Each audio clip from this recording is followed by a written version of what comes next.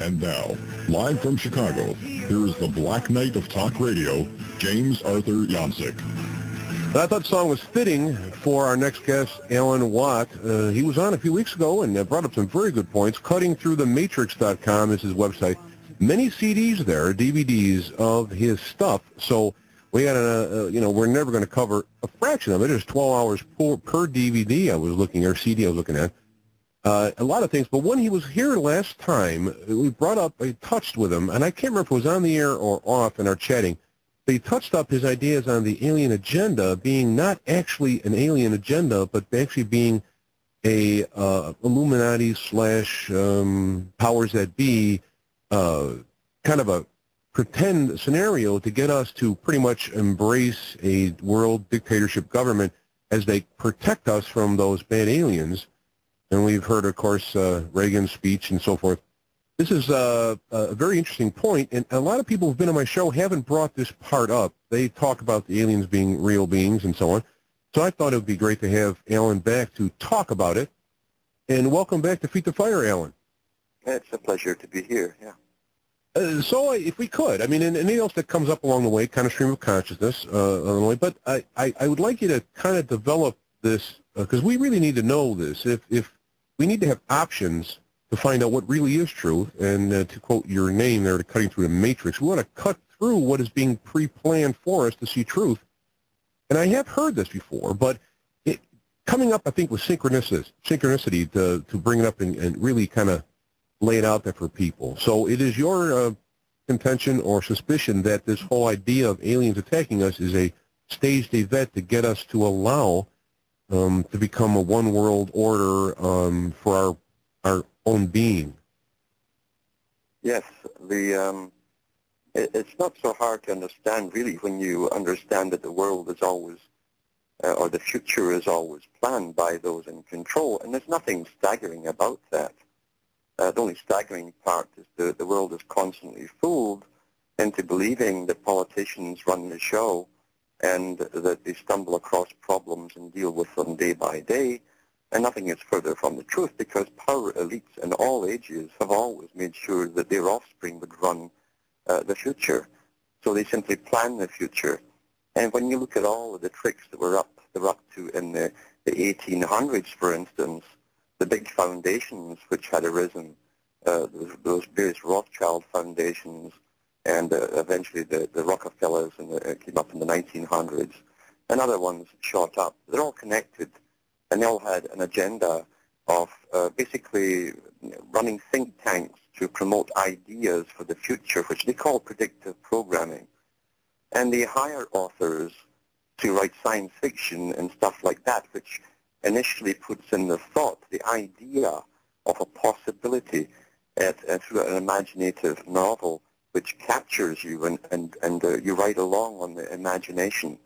So once it's in your head that this is a possibility, they then step up the process through entertainment especially, and eventually the entertainment creates a reality, at least in the people's minds who've gone on this roller coaster. So it's not so difficult to understand how our minds and our imagination are captured and programmed to accept a possibility down the road from something which might not even exist. And even the ancients knew how to use this technique by using religion. We know that in every age, you always get children who are scared of a closet in their bedroom, for instance, or thinking there's something under their bed. And they're not happy till the parents come in and open them and show them and say, there's nothing there, see? Well, you see, it's the imagination that captures the possibility of something being there, and it won't be dissipated until someone of superior rank comes along and admits that to you, that it's quite safe. On the other hand, they can use that same technique, interject the possibilities into your mind, and then promote it on a massive scale, especially through science fiction. And it's no big deal when you realize that the biggest authors and novelists have been funded by the big foundations. And even today, most of the big ones belong to what they call the Futurist Society. Donations and funding comes from the foundations. And that's where they get the themes for their stories, which they then encapsulate in a novel form and sell to the public. That's predictive programming. Therefore, when something comes along in your lifetime and otherwise would be bizarre, you will think, well, I guess that's inevitable, it's possible, and you accept it step by step until you've been completely fooled. These are sciences which have always been understood, and you can actually trace various techniques through psychological institutes on these processes, which are well understood. During the Cold War and even during World War II, you find that governments had so many secret projects on the go, for instance, that they not only fooled their opposing country, Britain would fool Germany, they would put fake runways up and fake planes made out of plywood and cardboard even that were lacquered. But even the locals who could get within reach of viewing these craft wouldn't know if they were real or not. So the technique of fooling the people is quite an old idea.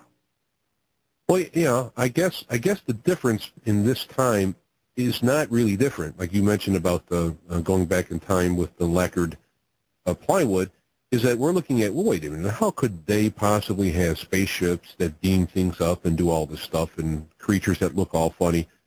But in every time frame, if this group of people are, 20, 30 years ahead of the rest, well, they can always come up with something that's going to be supernatural or super science, yeah. And it'll appear to be magical or far apart, but really it's only, 50 years or whatever it is ahead. Yeah, Arthur C. Clarke was one of their main novelists for predictive programming for the elite, the man who did 2001 and 2010. And he himself said that that magic is only science that the public don't understand yet. And in other words, they're so far ahead with their sciences, and that's how you maintain power. You never share the latest with the public. Whatever the public actually gets to buy from the shelves is always obsolete. And the high levels, like Area 51, they're way ahead in the sciences. And even from professors down, they don't know either. That's how this technique works so well. It's only those who are chosen to come into these projects who eventually get in on the know, if they're trustworthy. We have a quick fast blast from Alex. It says, were the Brothers Grimm with their stories predictive programmers for 200 years ago doing the job that TV does today? Uh-huh. You're breaking up a little bit there. I'm sorry, is this better? That's all I caught, actually. Is this better? That's a bit better, yeah. Okay, just let me know, because it kind of fluctuates the way the system works. Coming in from Alex on our Fast Blast line, were the Brothers Grimm with their stories the predictive programmers from 200 years ago doing the job that TV does today? Yeah, they're very similar, in fact, because as I say, you have a subconscious mind, and you also have what they call the unconscious, where all ideas, rough ideas, are seething around in this big unconscious sea, you might say. And so when something is familiar or you identify with something, it's because the idea is already innate, what they call archetypal symbols. They're already within you. And so all these fairy stories have the same types of story with a hero, the anti-hero, the shadow figures, as Jung called it, and so on. So yeah, they understood the science of the mind pretty well even back then. It's not a new science. It's a very old science, the understanding of the mind. It was understood thousands of years ago by those who used religions in India, and they even wrote about how they created religions for different areas in India. After studying inhabitants of a select area, they would literally purpose make a religion to suit the mindset of the people already there. So another blast coming in on that, what would be the difference between the creator and the great architect of the universe, and also being having enlightenment or being illuminated or illumined? On there's different levels of understanding. For the Mason, he would think he was illumined once he simply got into the secrets, which would explain certain things within society which he noticed but didn't understand. In other words, he just taught the inner meanings, whereas the ancients, of course, always talked about someone who was illumined as simply someone who had a numinous experience, as they call it, which is a paranormal type experience where suddenly, on their own, without things being explained to them, they saw through things. They broke through. So there's a truth of illumined as far as understanding goes. The light goes on in the head. And there's also the Masonic way, which is a taught thing. And it also depends on which level you get to as to what truth you're told, because there's only little bits of truth given out in any particular degree. And even then, even up to the 33rd, these are the lower orders. So you don't get to the truth until you're about the 40th degree. That's where life begins at 40. Yeah, I guess, in many ways. Yeah. But now, so one of the, if one was listening to you, they could skip ahead and say, well, wait a minute. Is God an invention? I mean, is there really a God? Is there really somebody who is a good spirit, or is this, are we just animals where the whole religion, I don't mean religion, but I mean actual spirituality and a God, is that simply an invention? Well, first you have to define God, number one. Now you could have 10 people sitting discussing God and all saying God is good, and you'd all agree. And God takes care of his own, and you all agree. God hates the wicked, and you'd all agree, and yet you could all be sitting talking about a different deity. Right. You understand, it's a generic name. And every god in the past was a god. It's a generic term, and it's made purposely that way. God comes from the word good in English. God is good. Okay, well, I guess to define that, I would point to a real source of all things as opposed to something that invented by humans to explain the unknown. Well, I think that there's always an innate part in everyone, almost, you could actually say an intuition. Some people might say a suspicion, but of something else beyond them. However, it can be codified into a standard because an experience a person would get, for instance, can be given to someone else. It cannot be given to them. That's what religion is for people to believe on faith that someone else had the experience. You see the difference between religion and the experience. Only the experiencer would know on a personal level, and yet they couldn't really share it. That's a very important distinction, because even though that's why someone would stand up in a church and have an experience, and people would like that because it would then underline the reality of their, oh, you see, there's one who had experience. Now, they may never have, and they'll lament, well, maybe I should try harder, or I could be gooder, or I can do all that stuff, and I would have an experience too. There's almost no difference between a generic Baptist church and the idea of having degrees of masonry, because it's the same thing, actually. In fact, in every church, when you look at it and you understand the symbols and the altar and everything else, and the aisle and the nave, everything is a Masonic structure within that church, in fact. That's why you have the steeple. The steeple is the phallus. You go through the steeple to get to the box. That's the main hall. It's the male, the female. It's all Masonic. It's a very, very old religion that was tacked on a couple of thousand years ago to be renewed.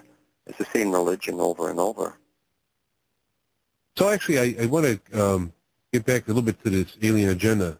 So when people say they've been abducted, how would you, I mean, other than people who are lying or people who are crazy, but let's say somebody you know is a real, you guy down the street, you know him, and you're kind of familiar with him, or you would think that you would know the person, and they have an experience. I mean, are there really groups from, we'll say, the powers that be or Illuminatis or what have you, that are going around staging abductions kind of... Here's the problem with this. It's quite simple, really. Even if you have an experience, you can't, now that we know, for instance, through people like Nick Begich, who was chosen to show to the public a lot of very high-tech advanced equipment, which was actually obsolete, equipment that could project into an individual's head voices or maybe even a picture. He showed this on the national television in Canada on Wendy Mesley's show a few years ago. And each device that he showed on this table was about the size of a handheld television remote. And you put it in your pocket. It had to be solid-state circuitry. And yet he said this stuff is all obsolete. It was made in the 1950s and used by the CIA, or at least divisions of the CIA. You know yourself, everything is segments and cells within every organization. So even if you have an experience knowing that they have this technology, nowadays you could never be certain if it was a real experience, if it was a psychotic episode, or if it was scientifically induced. That's the problem. Well, that's what I listen to people talking about mind control, and something popped into my mind. And, of course, that goes to my next question is, how do I know what comes in my mind is coming in from the higher intelligence of a God structure? But before we go there, what comes in my mind is that mind control is not necessarily erasing things in your mind, but implanting or polluting your mind with things that would be incriminating or would lose credibility. So they would implant things, and so people would have an abduction experience, and that's really kind of a combination of perhaps some kind of pharmaceutically enhanced hypnosis or something like that would put this experience in there. Very real. I mean, they're telling the truth. They would pass a lie detector test and what have you, but it wasn't real. So how do we know what is real? That's exactly it. That's the problem. You'd have to, on an individual basis, and only the person that had it could possibly try and analyze it, and even then still put it in a question box. They'd have to say, why would they pick me? Where did they pick me when it happened? Now, the thing is, too, just like any religion, when it's promoted and it's something which is a fantastic experience or bizarre, and sure enough, the abduction stuff was really pushed from the top through all the novels and books and talk shows and so on. You can also have a lot of people who are suggestible who will unload this, they'll download this information in their head, and over a period of time it becomes real to them. They're very suggestible, like Aldous Huxley said. 60% are instantly suggestible. That's why advertising works. And so they did tests, for instance, in Britain and other countries, and they found the same conclusions with the same subjects. They had to test subjects. Half of the subjects claimed they had abduction experiences, and they took another random selection of people who had no memory of any abduction experience. They gave them all hypnosis, and sure enough, the ones who claimed they'd had abductions came up with a story, the same stories you'd read in the paper, starting with Barney and Betty Hill. That was the first time it was publicized worldwide, that story. That was the implant. And the other test group, of course, had no recollection of it. Under hypnosis, they found that 80% of them could relate the same events. And what they concluded was that through the years of reading these stories, the message was implanted already in their subconscious. Yeah. All right, well, hold on. We're going to take a break, and we'll continue talking with Alan Watt. Alien Agenda is kind of the thing we're talking about, but it's open to all adjacent ideas of about this elite race who's been leading us around by the nose for thousands of years.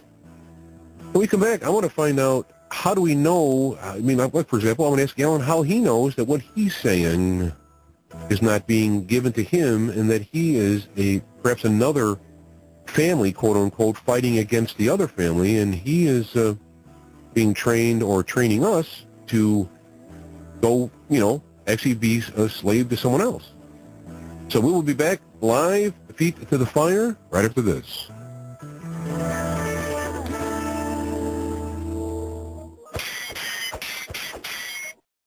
And we are back live with Alan Watt, and welcome back to the show, Alan.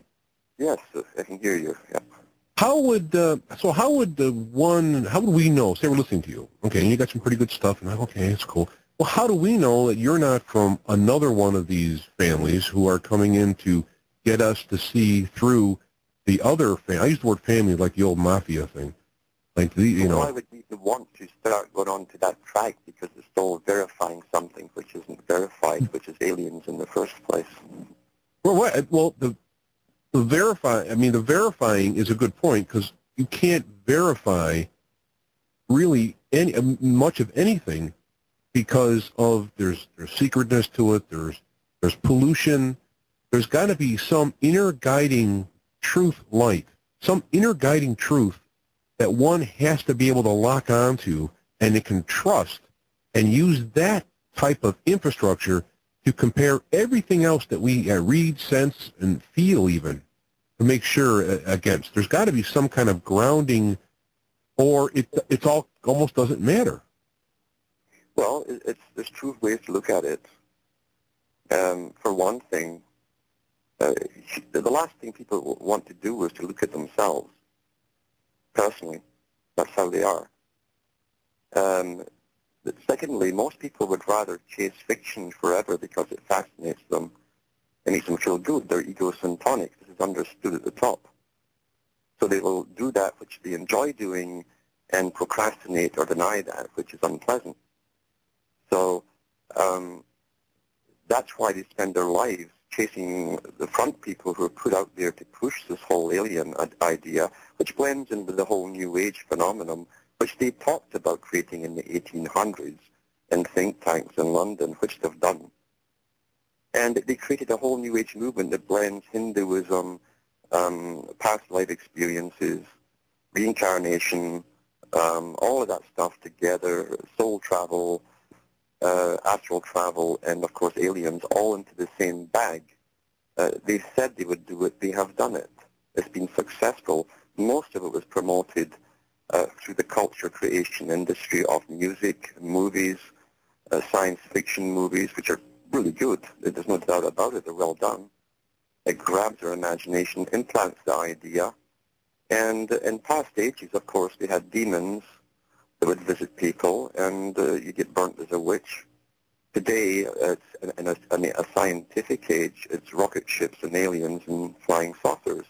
And it's the same thing. It's something visiting the people. And many of the people who are suggestible grab this and run with it as though it's an ultimate truth.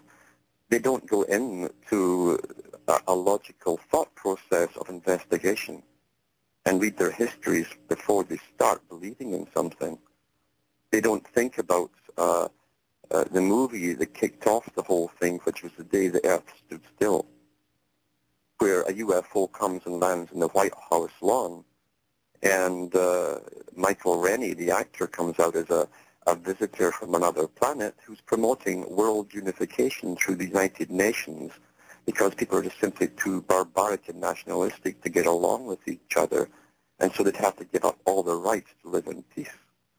That's what kicked it off. And about the same time, the first sighting, supposedly, of UFOs over the White House happened. And it was reported by a pilot who just happened to have just been discharged from the CIA. And then in the 60s, we had the bar named Betty Hill. They got at least 2 or 3 pages in every newspaper worldwide. Why was that promoted to such an extent worldwide when there's people every day who come out with such kind of stories? It's because it was meant to be. It was to put the idea in our heads for a coming time, which is now. Then they brought out the Star Trek series, which gave us lots of information into us. And then they came out with Eric von Daniken, The Chariots of the Gods. And once again, across the whole planet, it was my God, these ancient Aztecs had craft that could fly in space. And here's the pictures of them and rock carvings. And this was pushed through 3 or 4 different books that the man supposedly wrote. and being promoted as a fact until some enterprising journalist from England went out looking through Mexico, found the guy who was carving the stuff for von Daniken and selling them for a few pesos each. And that fell flat, but it don't stop. And it's still on the go today. And now it's part and parcel of what is taken for granted is the new religion, the whole New Age movement for the age of Aquarius. Well, one thing you say that it's very true when looking now is that some of these things have been talked about many years ago, about, the think tank reports and so forth. You can look in the past and say, wait, they were talking about this and now it really happened, 9/11, et cetera.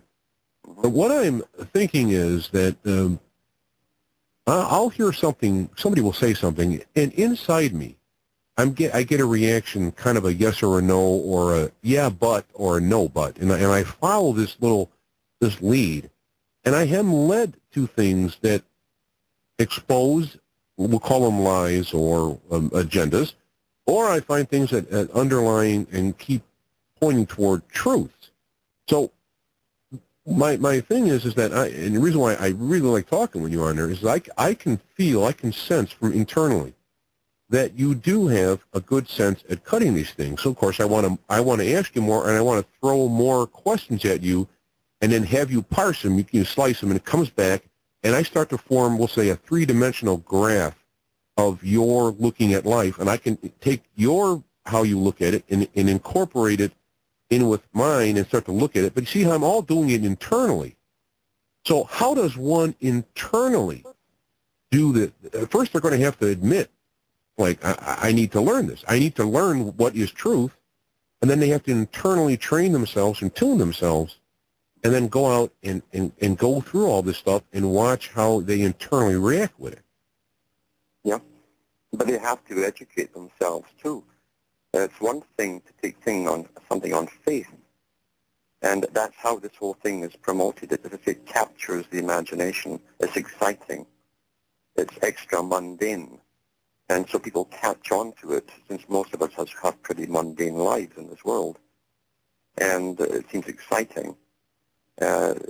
And the books are never ending. It is tremendous. I mean, if I wanted to really make money, I'd have no problem doing so, because the market has been made for you to walk into and churn out these kind of books.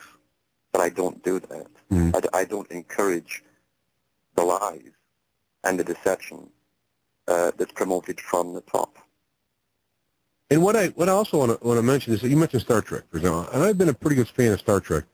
I really like it. And what I find in there, I find a lot of things that point me toward truth. Now, here's my question. If someone's going to really do a real good lie, my guess is, since that perhaps if I can assert that we all have, whether we use it or not, or whether it's weak or whether it's atrophy or not, we all have like a truth meter in us. We vibrate, or we're attracted to, or run from, but we still sense truth. The best way to lie would be to tell as much truth as possible, and the lie be placed in there in such a way as to lie just a little at the perfect spot to totally derail the person. Maybe they can derail them a little at a time so they kind of just drift apart. But in that same aspect is that they are telling us truth as well, and we can kind of weed through that stuff in spite of their attempts and learn truth. You already would know the truth. If you did take the common truth and wrap it in the story, that's your bait. In other words, they understand your logic.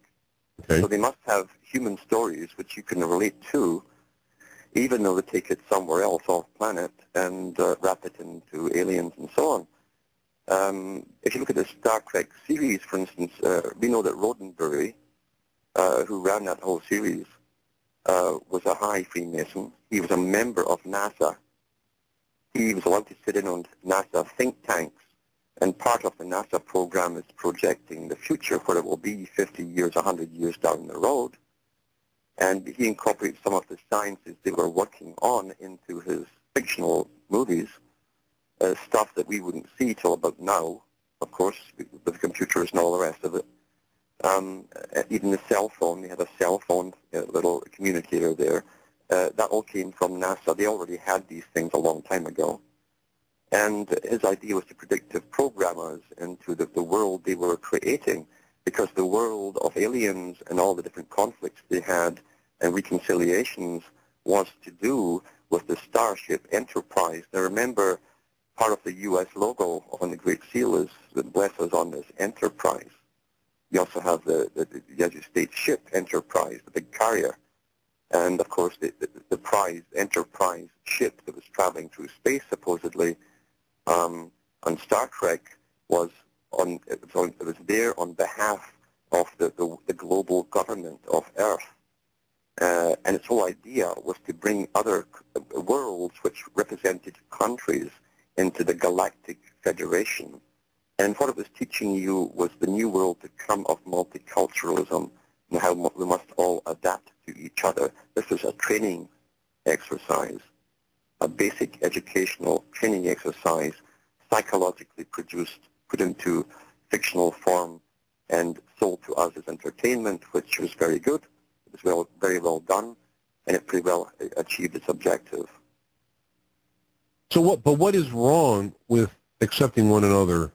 I mean, that to me would be a good thing to do, to allow people to be who they're going to be, and maybe go under the code of not harming another. Like, you know, if you want to be a jerk. Well, let's get back to the point of it. The fact is it was done deceptively, number one. What's the deceptive part of that? The deceptive part, they didn't come out and say, this is really the world we're talking about. The Enterprise is the planet. The Galactic Federation that you must join. You know, it's all the planet that didn't join the Trading Federation, remember? The special privileges if you joined. Anyone who didn't want to join it was a bad guy. Did you notice that? Yeah, or even if you were a good guy you didn't want to join, you were now going to be beaten up by the Klingons, who are the bad guys. They're bad guys because they clung on to the past. That's why they're called Klingons. They were primitive. This was the United Nations they were programming into the public through fiction. Now, if they can do that through fiction, they can make you believe anything through fiction. 1 year ago, the best example was actually admitted to, in a sense, on CBC television in Canada, when they brought over the new episodes of the longest-running daily soap ever produced on the planet, and that's Coronation Street. Began, I think, in the 1960s. And that series was a Tavistock creation, the Tavistock Institute, where they knew what future they were going to build for the public, and therefore they worked out through drama form all the conflicts they would have as they gradually changed society, right down to the family unit and all the conflicts they would have. And what happens with the public, they mimic or emulate that which they see. And so when they have the same scenarios happening in their own family, as the changes that happened in Britain were to come, actually happened, they would emulate how the performers on the series worked out the problem the same way.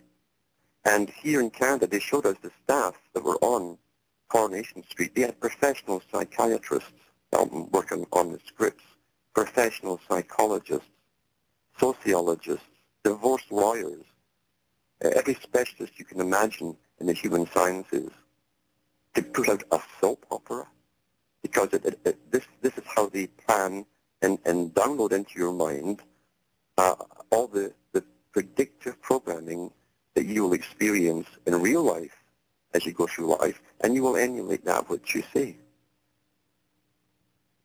The world is always planned in advance. So one of the blessings in disguise for me is I have difficulty reading. I mean, I could read, but it takes a lot of work. And I stopped watching television in the 90s, and stopped watching movies for the most part. And it would be coincidental that I started seeing through a lot of things. So when I did glance at something, I kind of saw through it. Mm-hmm.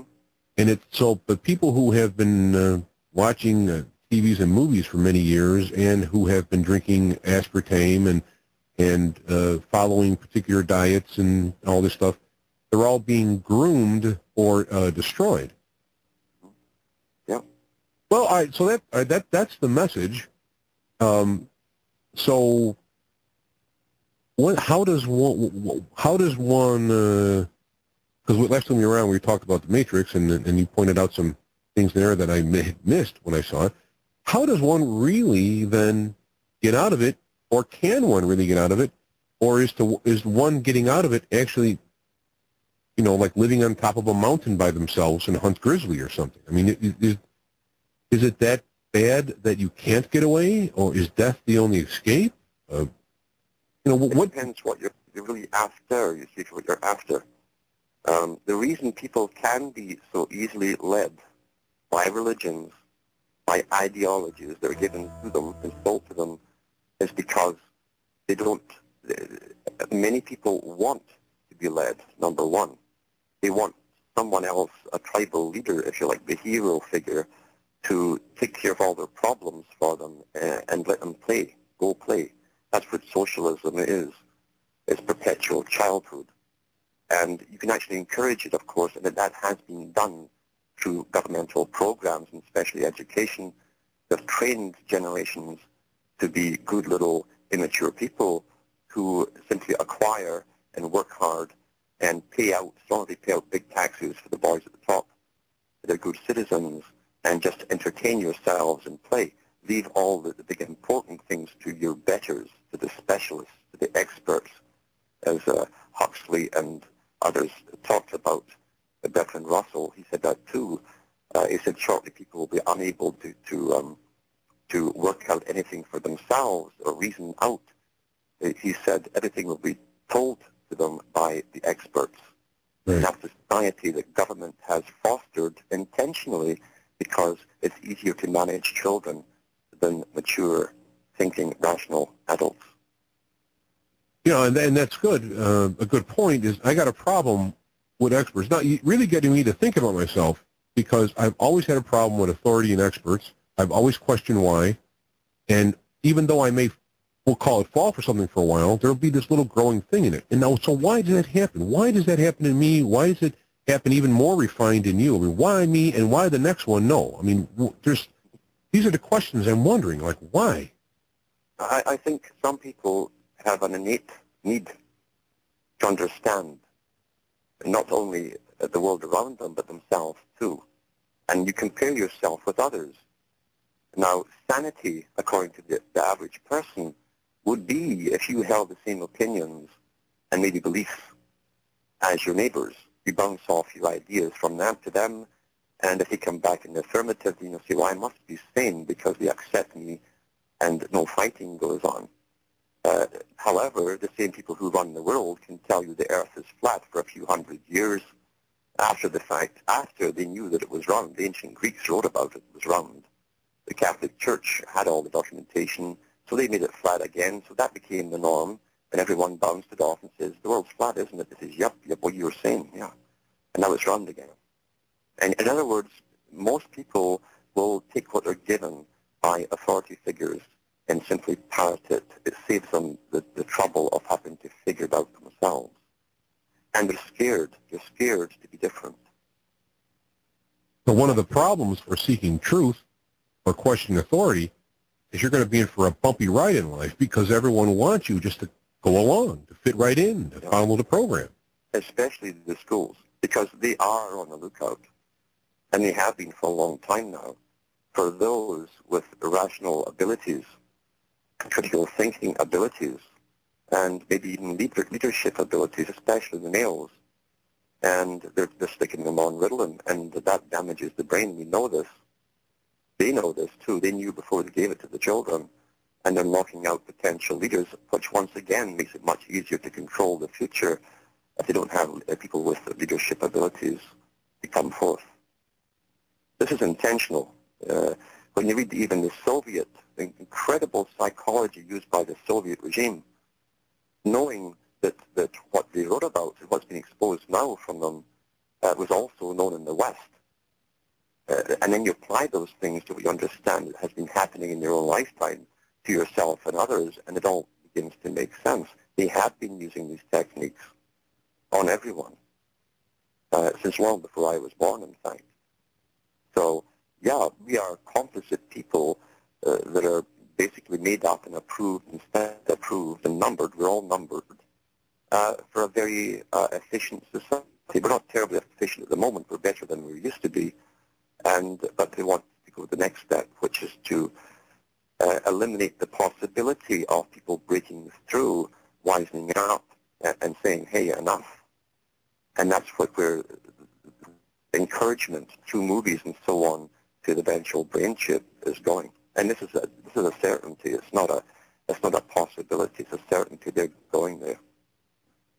So as you look into the future, do you think, I mean, this is kind of halfway unfair, but do you think, I mean, inside, Alan Watt, when you're sitting around backyard looking out at a tree or whatever, you're relaxing, do you think that there is hope for true freedom of breaking this and becoming free thinkers, or is it, or do you think it's possible for some, or, I mean, do you think there's any hope for the planet as a whole to grow up to that next step to become we're going to be, or no? I don't say it would be possible for everyone to wake up. That's never happened in history. The bulk of the populace will always go along with what they call popular opinion. Popular opinion is what's promoted and approved from the top. So what you have is an elite crew at the top with all their psychopathic helpers who are well paid to manipulate the public and fool the public and enforce laws on the public, regardless of whatever that law may be. And then you have, in between the mass of the population, you have another small group who don't have the finances, don't have the psychopathic traits, and don't have the power, and they're stuck between because the mass as well will turn against you if you're too different from them. That's another problem which we cannot deny. The mass are so easy to manipulate. We saw people during various wars getting beaten up if they happen to be German or Korean or Japanese or whatever else happened to be by people from the masses within Western countries. So the mob will turn on people instinctively, almost intuitively, because it's been projected into them that these people are bad. They take propaganda easily, they're downloaded easily, and it works through them very easily. They don't rationalize or think very, very deeply about things. They react to things. That's why you can get a psychopath who decides to have a war, and then he's just surrounded by another bunch of inbred psychopaths who can take a whole country to war. And where did they get all the people to go to war from? They get it from Joe and Jane Blow, from their offspring, and they send their offspring to war, and very few people complain. The masses accept it, they tolerate it. Well, where's the logic and critical analysis there? They also accept the fact that the government, this strange, abstract creation, which they all serve, they serve government, it's not the other way around. It can put them in prison if they don't go to war, or they stop their children from going to war. If you want godhood, I would say look at those guys at the top, because that's what they mean when they speak about God. They're talking about themselves. Yeah. And they know what's best for us, and if we fight them or we don't do them, it's like, how dare you? You people low down there, you don't know, and how dare you? And you're gonna go along with us, or you're gonna be in trouble, and so they destroy you or imprison you or what have you. But they themselves. And government, you see, this is the thing too. The technique that's been used since after World War II, especially, was to always show us dictators like Fidel Castro or Hitler or Mussolini in uniforms, or Mao Zedong even, always in uniforms. So the people have been, and they always show you the same stuff every year. You see umpteen shots of the same things over and over to make sure we get that, because they want us to associate the psychopathic leaders and dictators and tyrants with a uniform. And so our presidents and prime ministers come out in business suits and ties, the respectable, Masonically approved garb of the good, you see. And we don't realize when we listen to the same speeches given by the guys in the suits and ties that the Mussolinis and the Hitlers and the Stalins and the Lenins all gave, we don't associate them as all being the same, but they are the same. One of the things that psychology again too. One of the things that really helped me out is when I went and visited a few different countries in Europe, I got to realize that the people are people, and it's the governments or particular groups or areas that are arranging them into something that they're not. They're just people. Mm-hmm. Yeah. Wherever you go, the ordinary people are still the ordinary people. They have the same hopes, ambitions, dreams, family problems, family loves, all those things, and they care about each other, and that's the bottom line. It's, again, in our system, and this could be a trait that's always been here. We do have psychopaths. Psychopaths are almost a separate species because they don't have what we think of as empathy for other people. They're born like this. Now, it's also intensified when they're born into families that are inbred. And we know that the elite in all ages are always inbred. Their wives are very often their cousins, sometimes their nieces. And if you have the traits of a psychopath being inbred over and over, you're guaranteeing the same offspring. And these people are vicious to when it comes to protecting their system. And they have the power to do so, which is the monetary power. There is so-called respect. At the top of the countries, often they're the national symbols of the country, in fact. So you have psychopaths who have no empathy. They have an innate cunning. They understand how humanity works in ticks, but they don't feel what you feel. They emulate what they see, so they're very good actors. But psychopaths always end up looking for more and more power. Their speeches become almost primitive when they try to use the old symbolic type vernacular. They get us all stirred up to go and fight the foe. They call them the same demons. They use the same kind of speech with their scripts, the script writings. And it's the same old stuff and even when they're caught lying about weapons of mass destruction, etc., and it's exposed on the same media, you'll see them saying the same things the following week without blushing, without blinking an eye. You see, normal people could not do that, but psychopaths do that every day. So we're run by deviants. Deviants are in charge, and it can only be this way in a monetary system where profit is at the top of the totem pole. That's the God Almighty, which means that profit comes from those beneath or from someone's future work. That's what investment's all about.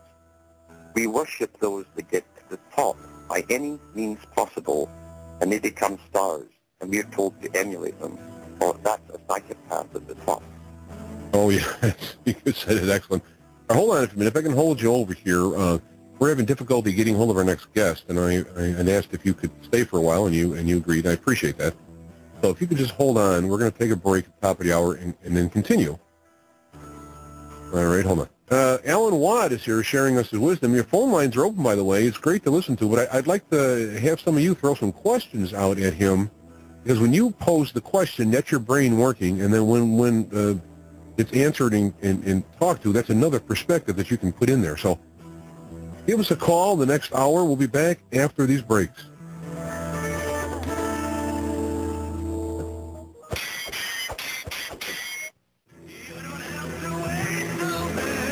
All right, we're back and we're live. We still have with us Alan Watt. Now, Brent Miller is our normal guest at this time. He has checked in, and so since we left Alan kind of abruptly, I don't want to just up on him. And so I bring him back here. Thanks, Alan, for sticking around. We do have a caller, so maybe if I can take this call for you. They called for you. We can take the caller in, and then we can kind of wrap it up, and you can tell people how they can get a hold of you and so on. So let me... Sure. Hello, you're live on the air. Feet to Fire with Alan Watt. Hi, how are you doing? Good, how are you? Very good, thanks. My name's Robert. I'm calling from Nova Scotia, Canada.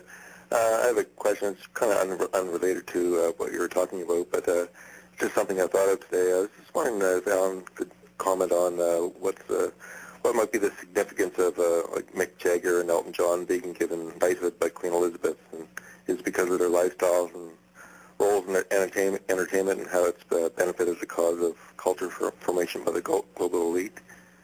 Mm-hmm. Yeah, that's exactly right. It was to do with the fact that they promoted a drug culture. They helped further destroy the family unit. That was part of it. The free love, free sex, all that kind of stuff. And, that's why they were indicted for doing so. Okay, thank you. Right, thanks for calling. Well, is that when people are knighted, they're not, from the outside, so to speak, is that when they've done very good to support the cause, so they kind of bring them in a little bit and give them a little cookie? You do. When you get into a higher Freemasonry, you're now in a noble order, so you've climbed the ladder even higher. But yeah, you've served a cause, because the whole movement was approved from the British government at the top, at least the Secret Service, working on behalf of what they call the establishment in England. That is the ruling elite of England. They exist, all right.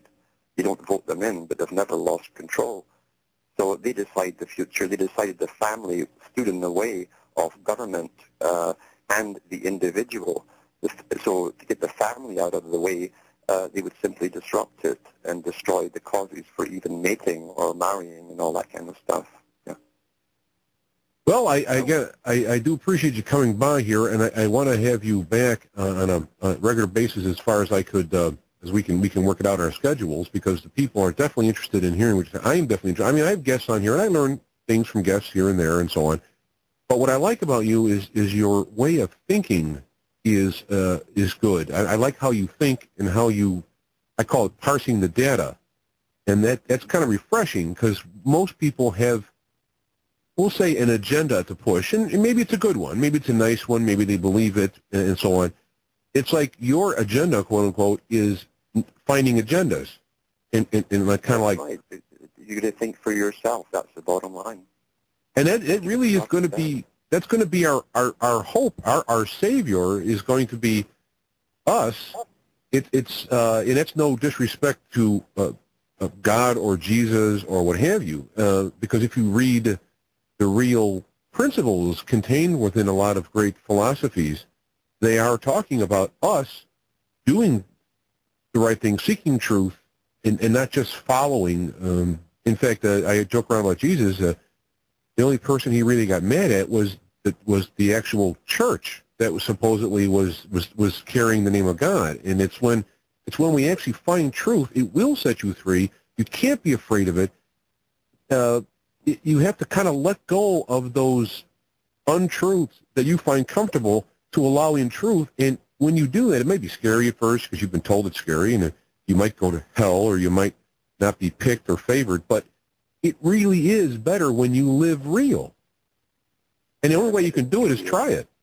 Yeah, it truly is. I mean, it's a tremendous burden lifts from you when you break through all this. And there's a joy in being able to think and rationalize and understand by yourself. Yeah, it's just, one of the things when I went through my metamorphosis is I found myself saying, I just like being me. I mean, I could sit there and say, okay, here I am, and just sit there, and there's a joy in that where before you had to be something or do something or have somebody or give yourself to somebody, and now you just are, and it's good enough. It's good enough. That's the way it should be, absolutely. And if you think about how they talk about God being, his name being I am, when they wanted to give him a name of some kind of all-powerful or all-ruler or all whatever, his response is, well, I say I just have it, is I am. You are. Just being is got an enjoyment. So I really appreciate you taking the time with us and staying a little bit over and so on, and being available to share this so people can start thinking for themselves. And that there's a lot of people out there who are looking amongst the sheep to find sheep to be their sheep, and somehow being their sheep is better than being the other sheep. And really the answer is not being sheep. And I really think that you definitely bring data in for people to help them. So I really appreciate it. That's right. We've got to get rid of the good shepherds, because if we are sheep, then we have to be fleeced and eaten. That's our function. So we've got to stop, we've got to see these shepherds for who they really are. That analogy is pretty good. Fleeced and eaten, yeah? Oh. Yeah, it's a wolf in the sheep's clothing. Yeah. All right, well, again, I appreciate it. And can you tell people how to get a hold of you? You have a lot of goodies online. It's cuttingthroughthematrix.com. We do have links to that, but tell people if there's anything else, how they can get a hold of information from you. Yeah, there's other sites there, too. There's the com, the net, and the org, and there's another couple of mirror sites there. So that even when they're downloading, they can spread it around from different ones, and that way I don't use up all my space in the month. And there's always new stuff going up all the time. And there'll be even more coming out shortly with a new site that's going to be a little bit different with transcripts available in different languages for Europe. So that's the next step. All right, well, excellent. I wish you well, and keep us informed if anything's happening, and we will be in contact for a return.